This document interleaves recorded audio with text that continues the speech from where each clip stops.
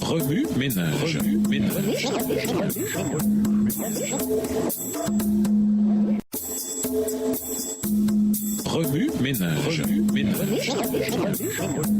Bienvenue à notre émission. Remue ménage. Nous voilà à la leçon 10. Vive l'Évangile.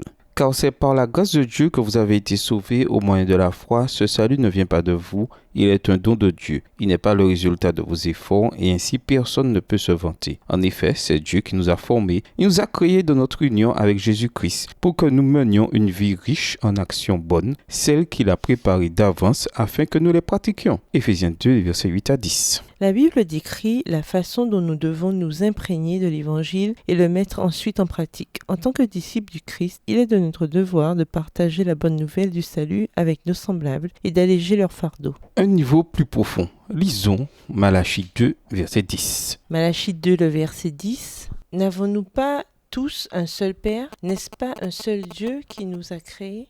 Pourquoi donc sommes-nous infidèles l'un envers l'autre, en profanant l'alliance de nos pères? La justice sociale.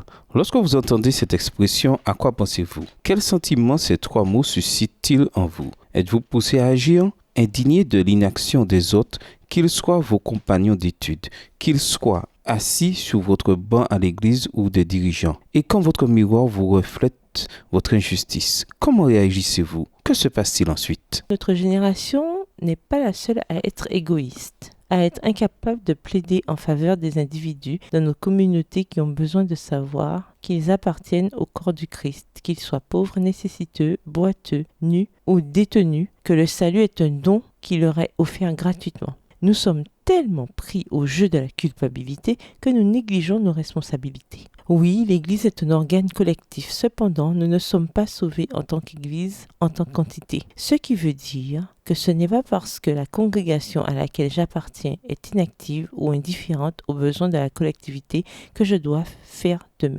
Le chant d'Israël, Octone, intitulé Deeper, décrit ce que nous devrions éprouver lorsque nous considérons la justice sociale. Chaque fois que j'entends les paroles de ce chant, je suis poussé à réfléchir à toute personne que je n'ai pas jugée digne de recevoir mon aide.